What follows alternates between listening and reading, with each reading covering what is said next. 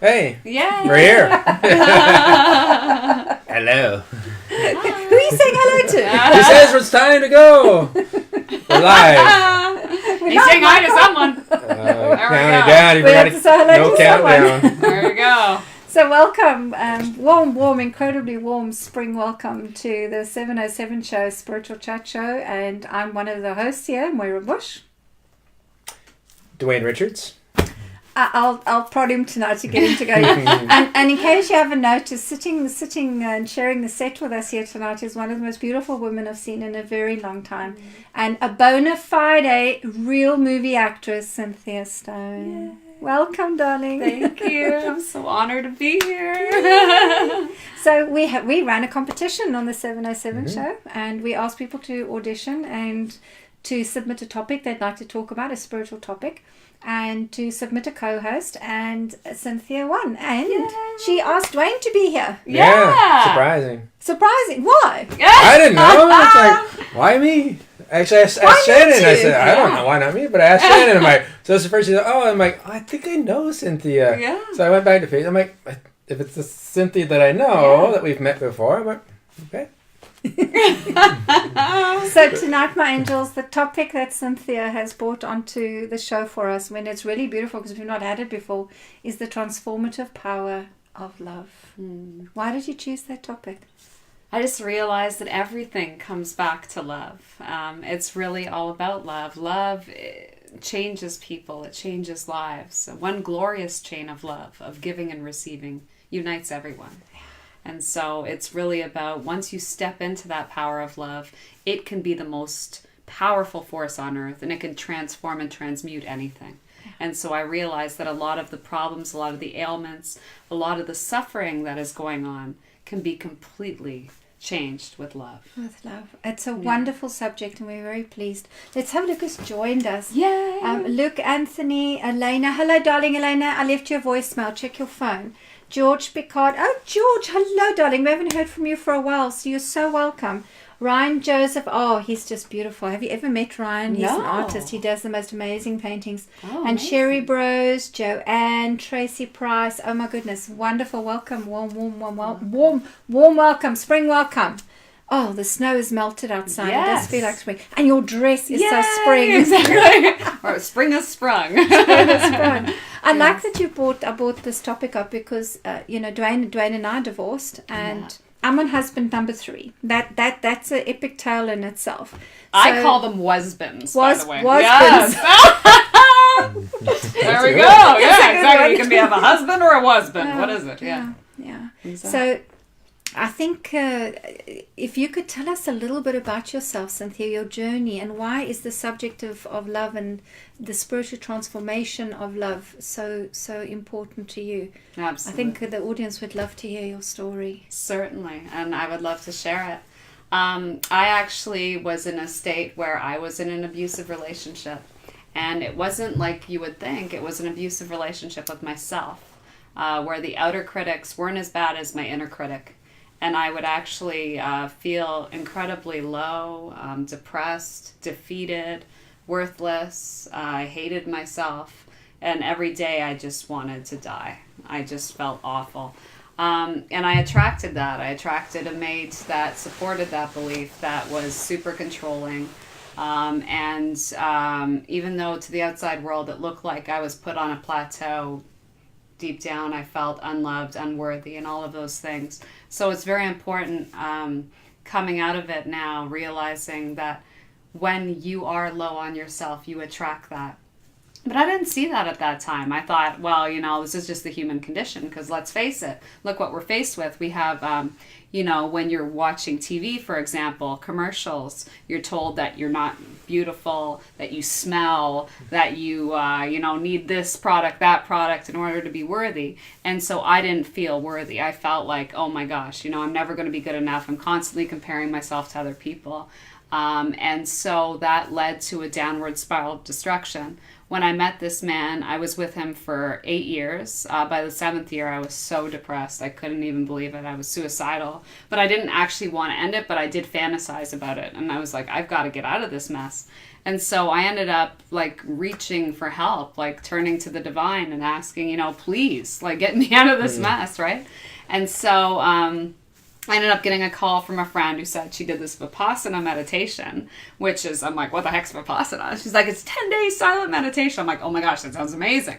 Because for all this time, I had never been able to leave my house. Even when I left my house, it was like constant, like, where are you going? And this and that. And so I was like, this is something that he'll actually approve of because it's that weird spiritual stuff, right? So I'm like, loophole, right? So I ended up going and doing the 10-day silent meditation. Now, the thing with this, I don't know if you guys are aware of it, but the third day, that's the day where everyone either you break it or you leave, like, and I was broken. I had the breakthrough, the breakdown to the breakthrough. So I was at this point hearing that voice inside of you. Well, mine had kind of been mitigated in silence because I kept ignoring it. At this point, it's yelling at me. It's saying, leave him. And I'm like, what? I don't believe in divorce. Like, that's not something that I can do. Like, that just doesn't exist in my family. It's not something that I would feel comfortable doing. And to me, it meant like a failure of a marriage, right? And I didn't want to do that. But I realize now it's like either choose my life or live in prison, in a sense, married to buried almost, right? So I realized that I had to do that, and I'm like, okay, I'm going to do this. Like, I have to honor that voice within and take that step and free him as well, because he deserves to have a life of love and happiness as well. And I just feel like maybe we were right at that time for each other, but not now. So I ended up turning it over to the higher power. Like, how am I going to get out of this? How am I going to actually break up with him? So no word of a lie. The 10th day that I'm there, I left, and then my phone rings, and it's a guy named Moses. I'm like, are you kidding me? What the heck? Yeah, and he's like, so I have a role for you. If you want it, you're going to be the lead role in a film filming in Zimbabwe. I'm like, if I go to Zimbabwe, there is no way. Like, I am, like, the marriage would be over because he would never let me leave to Africa. I mean, he had trouble with me going to Moxie's, for crying out loud. For those of you who aren't familiar with Moxie's, it's a local restaurant. Yeah, so I was just like, okay, I'm going to do this. So I decided, yes, throw caution in the wind, go for it, seize my life. And I ended up saying yes. I got the courage and I told him, like, this is something I've got to do. And he just didn't understand, but there was a shift in me and he felt it.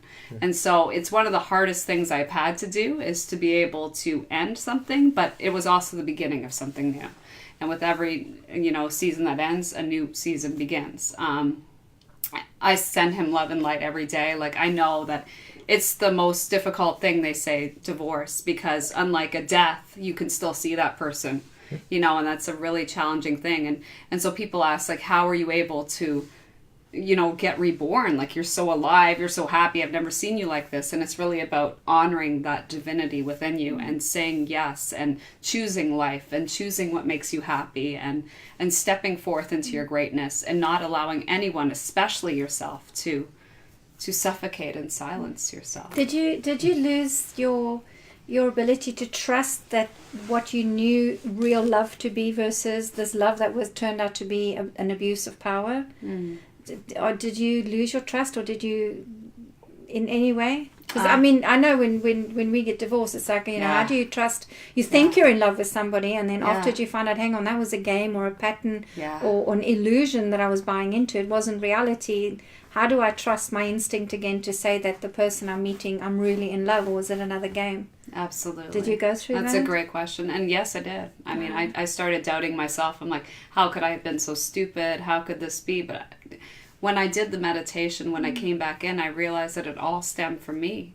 That it was the love that I wasn't giving myself, and that was what I was attracting. I know that he loved me in the best way he could, but it wasn't what I needed, and it wasn't. But it couldn't be love. It was control. And he didn't love himself either. So it's that dynamic. So it was an illusion. It was an illusion of love. It was a delusion. A delusion. Illusion. Yeah. I wonder if anybody in the audience has been through a divorce and have lost their faith and trust in.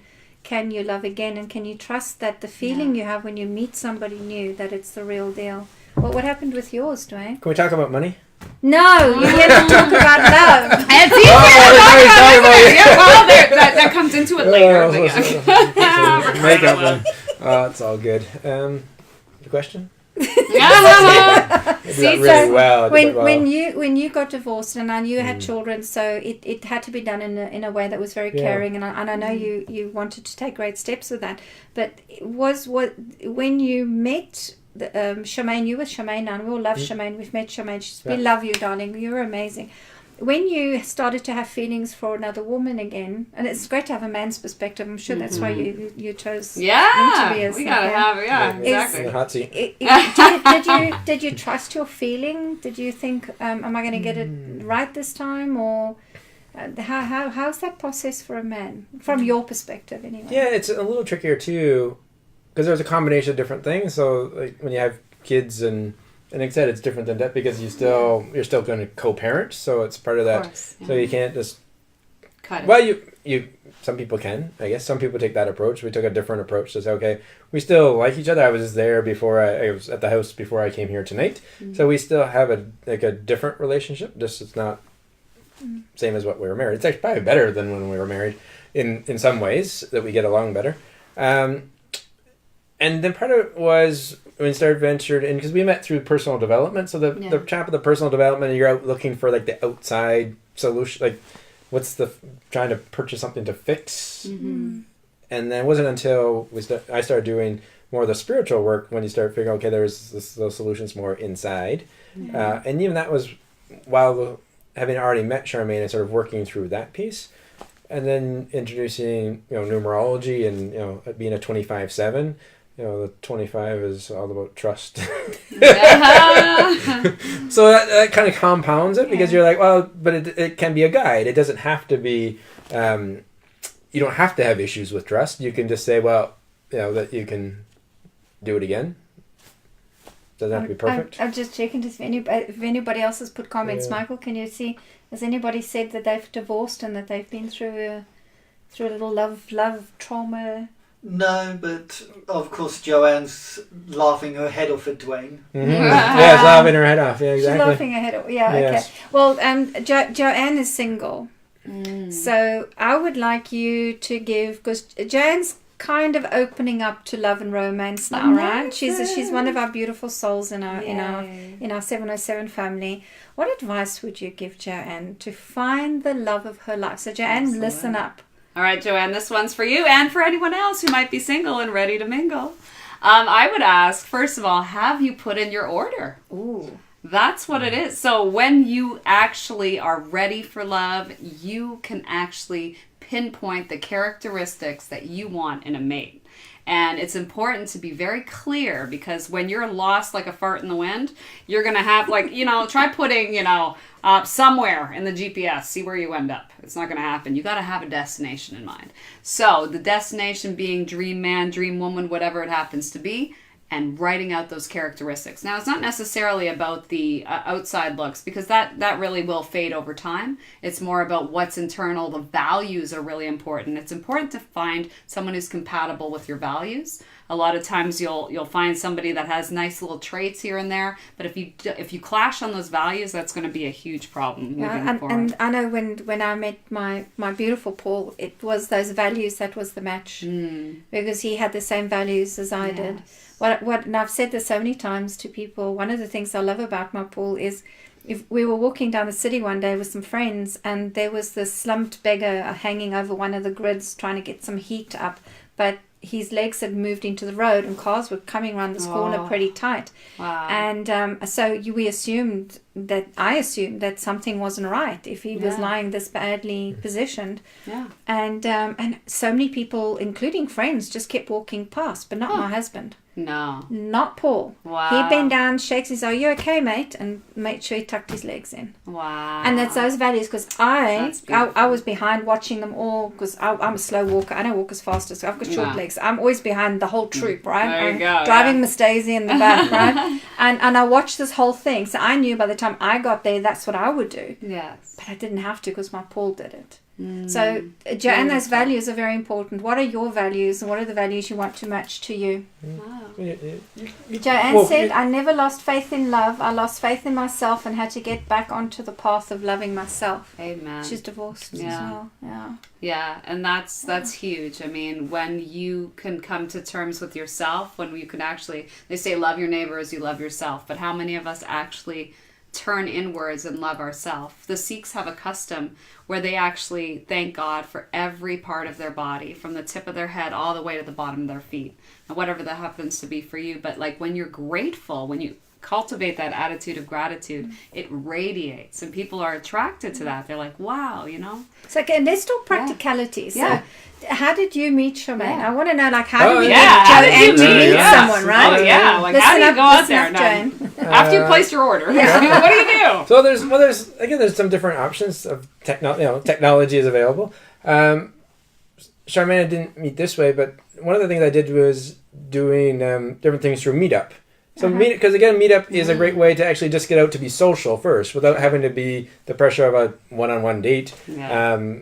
A large percentage of the people that go to meetups are single because you're doing things as a group, because rather than staying at home and doing things on your own. So when I first separated, I ended up joining like a hiking group. So at least you go out and you're just meeting people to figure, like, just to get out to figure out what it is. Hiking group. It's spring. Yeah. Snow's Hiking, melted, yeah. Joanne. You hearing? But it could be skiing. Like there's different things for the different seasons. Now, skiing, you don't see anybody. You've got that's masks. right. and things. It's all downhill from there. Isn't it? that's You all. can't do that. That's not all for- bundled up. You don't really know how many layers are under there. I mean, what is he hiding under that? Yeah, It's okay, exactly. it's okay. You know? It's like, And remove then- the layers, remove the mask. Yeah, you know? And then it was online dating. That again, as someone who was now newly single at the time and with 2 kids, it's not as if I was going out to the bar scene.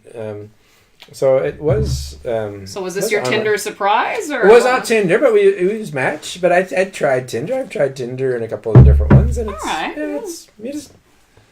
Alright. But it's interesting because in a lot of people you still to actually get out to meet the person, because again there's like to write now people like write the perfect profile and have the perfect photos, Yeah. and then it's still the challenge is to actually get out to meet the person. Sure.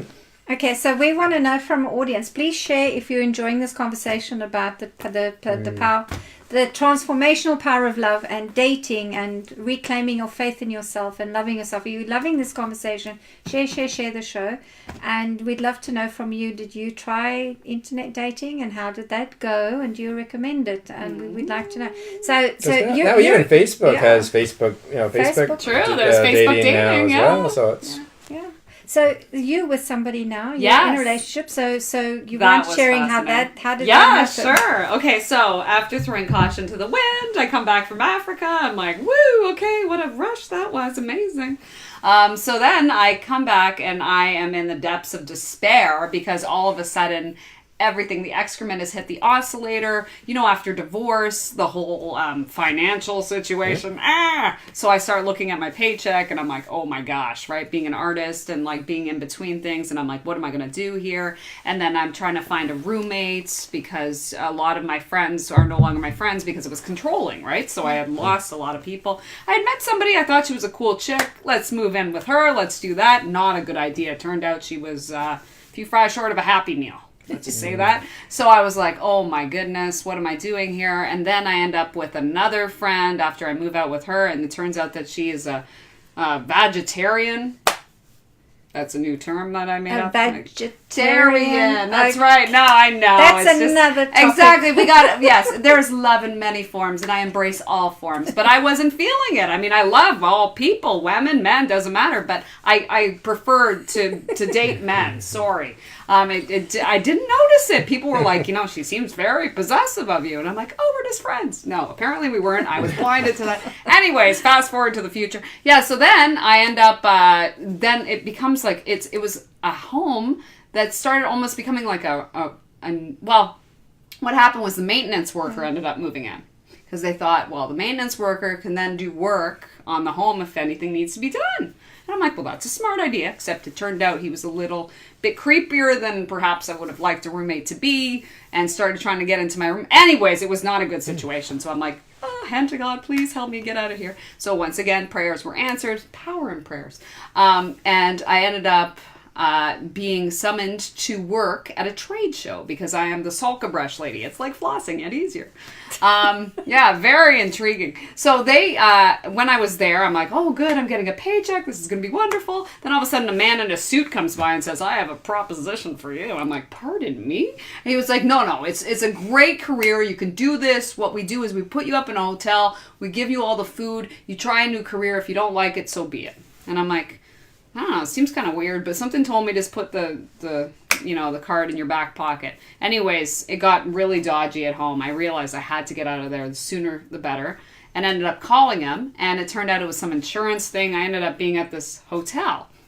So I'm at this hotel, and I'm like, okay, this is it. I'm going to try something new. I am going to eat bacon for the first time because they asked me, the waitress came over, bacon or sausage. And being Jewish, I'd never tried either of them. I'm like, I'm going to try bacon. Loved it. Oh my gosh. I was like, wow, this is amazing. Yeah, exactly. It was love at first sight. I'm like, this is magnificent. I was like having this foodgasm, and in walks this man. We lock eyes, and I'm like, ah. And he's like, yeah, I still got it. And that's how we met. That was like the first connection that we had. So he thought it was all about him. The bacon. Oh, man. I mean, bacon. Amazing. So after the aching for bacon had passed, I end up walking into the class, and we're told to write out our contact information for sake of this, classroom discussion to carry it over. Anyways, he hands it over to me. He's got Rye Guy listed as his email. I'm like, Rye Guy? And he's like, you like it. I'm like, oh, we got a live one here. Someone who can dish it back to me. I'm like, oh, okay, something intriguing going on there. So then fast forward a little bit further, I end up hearing from the roommate that had a little love infatuation with me that things got really bad at home and there was a murder. Wow. That my house mom was murdered by the creepy maintenance worker. Good Lord. Yeah, so it turned out that I was moved out just in the right time, and I was panic-stricken. I'd never experienced anything like that. I'm like, what? This is crazy. And they never proved if it was him or not, but it's just placement, timing. Anyways, pool of blood, very disturbing. She was freaking out. I was freaking out. I'm like, I don't know what to do at this point. And then Ryan was there as this beautiful soul in my darkest hour, which they say very often happens when you meet your soulmate or the love of your life. They'll be there in your darkest hour. And I'm a social worker by trade. I don't tell people. The issues are in the tissues. I'm the person that people come to tell things. I don't actually divulge anything. So this was very unusual for me. And I'm like, I don't know how to deal with this one. I'm used to dealing with my own stuff, but this one I can't deal with. And I didn't know what to do. And I was, and he was just there as this beautiful soul, like, I'm a good listener. And for whatever reason, blah, I told him everything, and Bob's your uncle. Here we are 2 years later, and happier than ever. And it's just amazing. It's amazing what can happen when you open up and you allow yourself to be vulnerable. Yeah, like, because I was a strong, like, I don't need nobody, I'm fine, and at that hour, I needed someone. I needed to turn to someone and just being vulnerable and allowing love in. Yeah. And not even knowing what love looked like. Because, I was still doubting it. Like, what is love? Well, I mean, Do everyone I really who attracted to you at that point wanted a piece of you. Yeah, they always wanted. Yeah. They wanted your body, they wanted to control you, they wanted to kill you. Exactly. And then I got back to my place there and everything was sold off for crack, like it was just the lowest of the low. And I was like, wow. Yeah, so it was truly amazing when you allow yourself to believe in love again and to know that it is there. Wow. And that, you could have a second chance. Or a third. Or a third. Or a fourth. No, I'm done. Third! Yeah, this is it! Paul is it! Paul's it. That's right. Everybody that knows my Paul agrees. No, I'm not referring to you, but anyone out there could be a fourth or a fifth. We know that Paul is the one. Yeah. Paul is the one. Okay. Love is in the air. So we need to, Paul just joined in. Paul! There you go. This must have been really So we want to, let's leave, we've got about 2 minutes left. So let's see if we can, let's give leave some of your wisdom, some of your advice for the viewers, because what we're doing with the 707 show is creating conversations where people can be vulnerable, can share their stories, can share their transformational, those key moments when things just turned around for them, and they never lost their faith and hope, and they just kept going. And you're a prime example of that. And thank you for sharing so beautifully, Cynthia. It's beautiful. Thank you. And so, let's just do a little round. I'd like you to give a piece of wisdom about love and not losing faith in love. And allowing love to transform us to our audience. Would you mind doing that? Little piece of your wisdom. Putting you on the spot. I didn't ask her to do. You think about it, and you're going to do it too. Money, love. You can start. Oh, he's like money. Come on. Notes it. I would say, turn within. Everything you need is inside of you. So often we look externally for satisfying what we already have inside. And once you realize that you are enough, that you are already the cake, then your icing will pass on by and you'll be ready for it. It's truly about letting love in and understanding that you are worthy, you are divine, and you are meant to love and be loved. Meant to be loved and be loved. I love it. That's beautiful. Thank you. Thank you. Mr. Dwayne, your words of wisdom on love. Open to receive. That's the other part. So I know one of the things that I was working through mine, that when you meet someone and then and just being able to receive and not necessarily have to jump right into return it right away as you're working through your own, but in due time you can return the energy. But it doesn't have to necessarily be. Don't wait to have to be at the exact same time. So if we're, if someone's ready to say it, you can be patient. Oi, I'm bursting with love. I'm wearing coral tonight, which is all about, it's a mixture of pink and yellow, which is love and joy. So I believe that your relationships need to have love and joy in them. I believe in the coral, but coral has a really deep, in psychology, coral says unconditional self-acceptance first. Yes. That inner work that you mentioned. Yes. And coral's also about receiving. So I'm kind of embodying both your wisdom here. So I'm just going to beam coral at all the viewers here.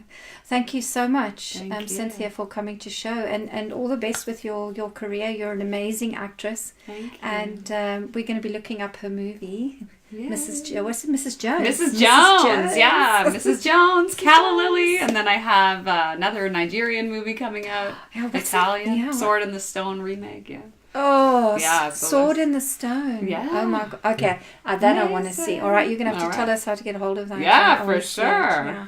I'm a Netflix girl, but I see Apple's coming up to streaming, so we never know. It might even be on there. Yeah, exactly. And Dwayne, thanks for inviting me. Yeah. Money, love. Woo, there we go. I'm a good listener today. I'm a good listener. As always, we practice our listening skills as well. Yeah, thank you so much for joining us in the audience. Next week, we were supposed to have our season closed tonight, and we have extended the 707 show to one more episode next week. A very, very special one. We had a request from some amazing spiritual broadcasters who are coming all the way from the UK to come and be on the show, and they are also going to be featured speakers on the stage with Jack Canfield on Saturday the 6th of April. So they're going to come and tell us all about it, and they're going to talk about spiritual broadcasting.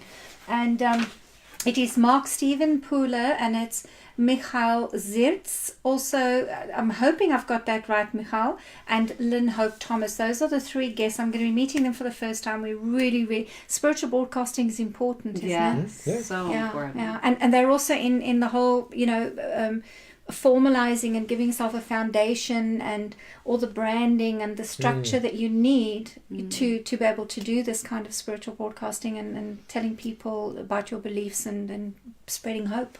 Absolutely. Yeah, so that's going to be next week. So thank you very much for tuning in. Thank you, Cynthia. Thank you, Dwayne. Thank you. Thank you, Michael. Thank you, Michael. Thank you, Michael. See you next week.